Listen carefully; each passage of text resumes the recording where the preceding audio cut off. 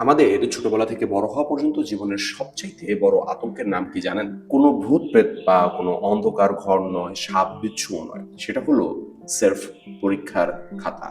সাদা কাগজের উপর কালির যেই দাগ, যা কয়েক ঘন্টার মধ্যে ঠিক করে দেয় আপনি মেধাবী নাকি একজন অপদার্থ। আজ আমরা কথা বলবো এমন এক বিষয় নিয়ে যা আমরা সবাই জানি, কিন্তু কেউ মেনে নিতে রাজি নয়, বরঞ্চ মেনে নিতে ভয় পাই। আমাদের আজকের আলোচনার বিষয় পরীক্ষার খাতা মেধার দলিল নাকি ভাগ্যের জুয়া।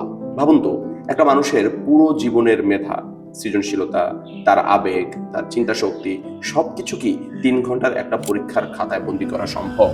আসলে আমরা কি করি?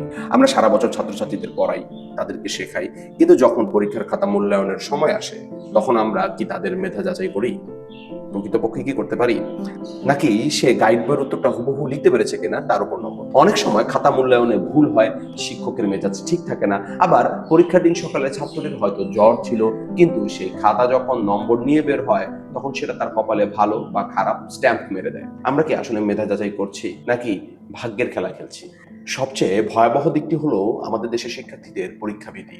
আমাদের দেশের অধিকাংশ শিক্ষার্থী শিক্ষার উদ্দেশ্যে পড়াশোনা করে না, তারা পড়াশোনা করে নম্বর পাওয়ার উদ্দেশ্যে। কারণ আমাদের সমাজে একটা নম্বর কম পাওয়া মানেই যেন গোটা পৃথিবীর কাছে সে হেরে যায়।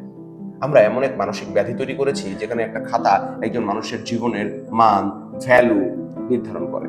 আমি দেখেছি আমার ক্লাসের অনেক ছাত্র যারা অসাধারণ ছবি আঁকতে পারে, দারুণ সব যুক্তি দিতে পারে, কিন্তু পরীক্ষার খাতায় সে গদবাঁধা উত্তরের বৃত্তে আটকে তাদের মেধা আজ প্রায় দমবন্ধ হয়ে মরছে। আপনারা কি কখনো ভেবেছেন এই সিস্টেম আমাদেরকে কি শেখাচ্ছে?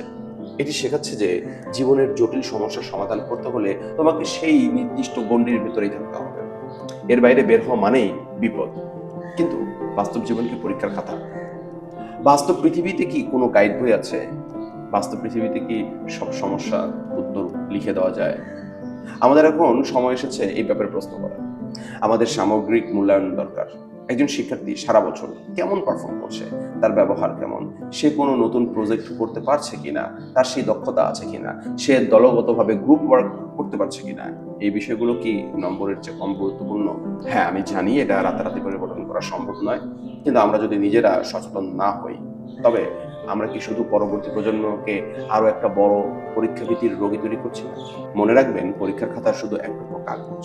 এটি আপনার সন্তানের মেধার মাপকাঠি হতে পারে, কিন্তু এটা আপনার সন্তানের জীবনের চূড়ান্ত রায় নয়। আপনারা যারা শুনছেন, আপনাদের মধ্যে এমন কি কেউ আছেন যিনি কোনো এক পরীক্ষার খাতায় খারাপ করার কারণে আজও নিজেকে ছোট মনে করেন, অথচ আপনার ভিতরে সেই সত্যিকারের উদ্ভাবক, শিল্পী বা সফল ব্যক্তিত্বটি হয়তো কোথাও আজকে হারিয়ে গেছে? কমেন্টে শেয়ার করুন, এই সিস্টেম কি আমাদের মেধা তৈরি করছে নাকি আমাদের ভেতর থেকে মানুষটাকে ধীরে ধীরে মেরে ফেলছে?